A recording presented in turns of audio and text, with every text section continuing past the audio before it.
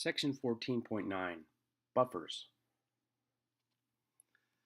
The pH of water and most solutions changes dramatically when a small amount of acid or base is added. However, when acids and bases are added to a buffer solution, there is little change in pH.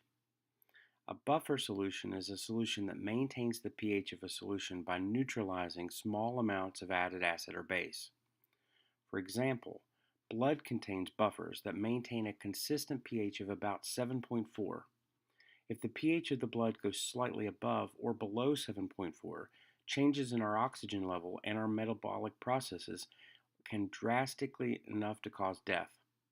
Even though we obtain acids and bases from foods and cellular reactions, the buffers in the body absorb those compounds so effectively that the pH of our blood remains essentially unchanged. Figure 14.8. Adding an acid or a base to water changes the pH drastically, but a buffer resists pH change when small amounts of acid or base are added.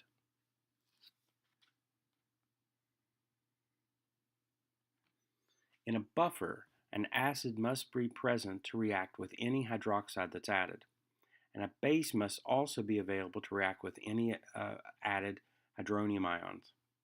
However, that acid and base must not neutralize each other. Therefore, a combination of an acid-base conjugate pair is used in buffers. Most buffer solution consists of nearly equal concentration of a weak acid and a salt containing its conjugate base.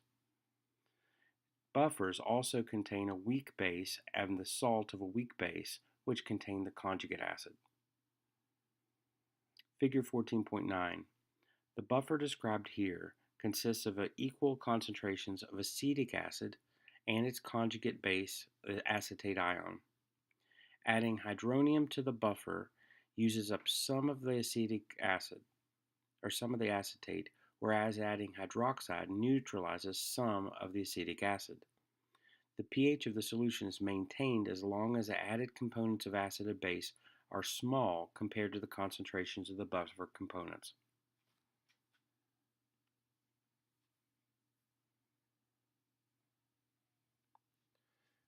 For example, a typical buffer can be made from a weak acid, acetic acid, and its salt, sodium acetate. As a weak acid, acidic dissociates slightly in water to form hydronium and a very small amount of acetate.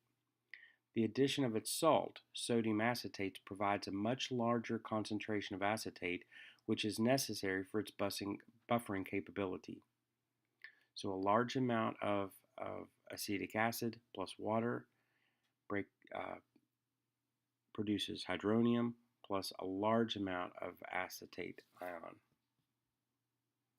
We can now describe how the buffer solution maintains the concentration of hydronium. When a small amount of acid is added, the additional hydronium combines with the acetate, C2H3O2 negative, causing the equilibrium to shift in the direction of the reactants, acetic acid and water. There will be a slight decrease in the concentration of acetate and a slight increase in the acetic acid, but both of the concentration of hydronium and pH are maintained. Acetic acid plus water is produced by acetate reacting with hydronium. The equilibrium shifts in the direction of the reactants. If small amounts of base are added to the same buffer, it's neutralized by the acetic acid.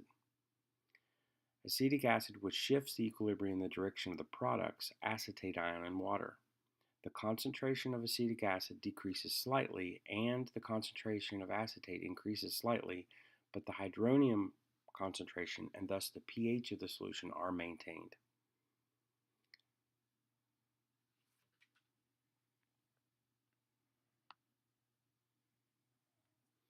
Calculating the pH of a buffer. By rearranging the K-sub-A expression to give the concentration of hydronium ion, we obtain the ratio of the acetic acid to the acetate buffer.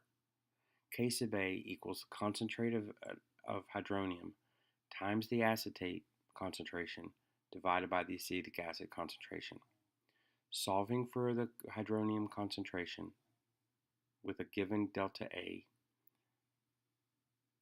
the weak acid in its numerator and conjugate base in the denominator, we can now calculate the concentration of hydronium and the pH for an acetic acid buffer, as shown in sample problem 1412.